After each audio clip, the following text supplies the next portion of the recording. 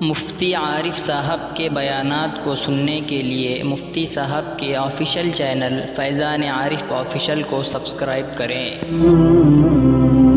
اسلام نے تو یہاں تک بتایا ہے کہ اگر کوئی محرم کسی محرم سے محرم ہے اور محرم کے لیے عورتیں کتنا حصہ بدن کا دیکھ سکتی، مرد میں کتنا دیکھ سکتے ہیں، تو جیسے حکم ہے کہ آپ گھٹنوں سے لے کر ناف تک یہ سارا حصہ مرد میں اتنا حصہ چھپانا فرض ہے، اس سے زیادہ نہیں کیا جا سکتا ہے۔ اب اگر کوئی ایسا کرے کہ چڈی ہی پہن کر پھرے تو جتنا حصہ گھٹنوں کا نظر آ رہا ہے اس کو دیکھنے والے بھی اور دکھانے والا بھی دونوں گناہگار ہو رہے ہیں۔ مرد کا مرد دیکھے تو گناہ، اب عورتیں دیکھے تو آپ فیصلہ کرو کیا ہو رہا ہوگا۔ اب وہ چاہے گھر کے ہو چاہے باہر کے ہو، یہاں اجازت نہیں ہے۔ اب یہاں پر بے غیرتی کی انتہا ہو رہی ہے، جیسے معلوم ہوا بہت ساری جگہ پر ایسی شکل ہے، آپ کو اگر صحت مقصود ہے، جیسے تفریح گاہوں میں دیکھنے میں یہ آیا ہے، صحت کے خاطر بہت ساری جگہوں پر عورتوں کو پیدل چلنے کے لیے لے جایا جاتا ہے۔ آپ ایسے جگہ کا انتخاب کریں کہ دونوں میاں بیوی چلیے، ورنہ اس صحت سے، جسم کی اس صحت سے جس سے روح بیمار ہو رہی ہو، جسم کا بیمار ہونا اچھا ہے۔ یاد رکھیے بھائیو، جسم کی اس صحت سے جس سے روح بیمار ہو رہی ہو، جسم کا بیمار ہونا اچھا ہے، کہ جہاں اس عورت کی نگاہ ناپاک ہو جائے،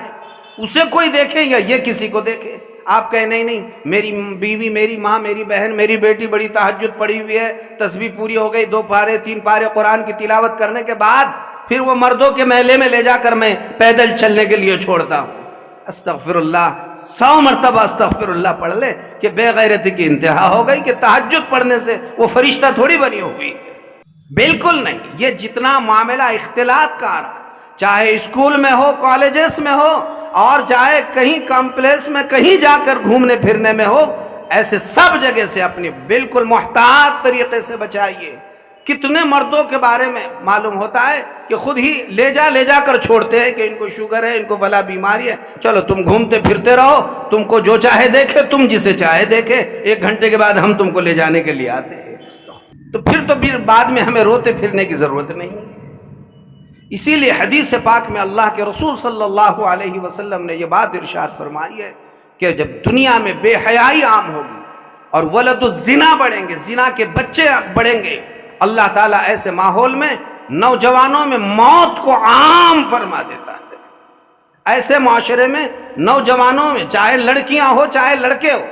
نوجوانی میں ان کی موت واقع ہونا شروع ہو جاتی ہے۔ اللہ اپنا عذاب کے طور پر موتوں کو عام کر دیتا ہے۔ اسی لیے زناکاری اور بدکاری کی نقد سزا یہ ہے، اللہ اس کے چہرے سے نور چھین لیتے ہیں، اور نور چھیننے کے بعد جب وہ کثرت سے اسی میں رہتا ہے تو اللہ تعالیٰ اس کی عمر گھٹا دیتے ہیں۔ علماء نے لکھا ہے کہ مثلا 60 سال کی عمر تھی تو اللہ تعالیٰ نے ہر ایک کی عمر 2 طرح کی لکھی ہے۔ اس میں ایک عمر جو ہے، تو عمر جو ہوتی ہے تو اللہ تبارک و تعالیٰ کا ایک اٹل فیصلہ ہوتا ہے، اور ایک اسے مبرم کہتے ہیں، اٹل فیصلہ، اور اللہ تبارک و تعالیٰ نے کسی عمل پر موقوف رکھا ہوا ہوتا ہے۔ تو اگر یہ 60 سال کا ہے تو 50 سال ہی میں دنیا سے رخصت ہو گیا۔ دوسری شکل یہ بنتی ہے کہ 10 سال میں ایسے امراض اور ایسی مصیبت اور ایسی مشکلات میں اسے مبتلا کیا جاتا ہے کہ اسے خود پتہ ہی نہیں چلتا کہ کیا ہو رہا ہے۔ اسی لیے بھائیو، بدکاری کے مواقع اگر مل جائے تو مشہور ہے، بلی دودھ تو بہت آنکھیں بند کر کے پیتی ہے اور اسے لگتا ہے مجھے کون دیکھ رہا ہے، لیکن اچانک گھر والے نے دیکھے تو معلوم نہیں کدھر سے کون اس کے چپل اسے پھینک کے مار دیں، تو پھر اسے اپنا حشر معلوم ہوتا ہے، میں سمجھ رہی تھی مجھے کوئی نہیں دیکھ رہا ہے، لیکن آج تو سارا معاملہ ختم ہو گیا۔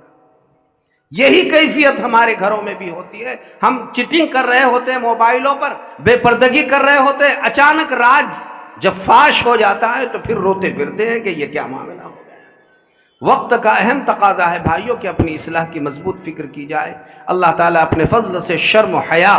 ہم سب کو نصیب فرمائے۔ بے حیائی، بے پردگی سے اللہ ہماری پورے امت مسلمہ کی بے انتہا حفاظت فرمائے، اور ہم سب کو اپنی ذات کی اور اپنے گھر والوں کی سب سے زیادہ فکر کرنے کی اللہ توفیق عطا فرمائے. اپنے پورے دنیا کے اپن بھائیوں ذمہ دار نہیں، ہر شخص اپنی ذات کا جواب دے اور اپنے ماتحتوں کا جواب دے سب سے پہلے. اس کے بعد پھر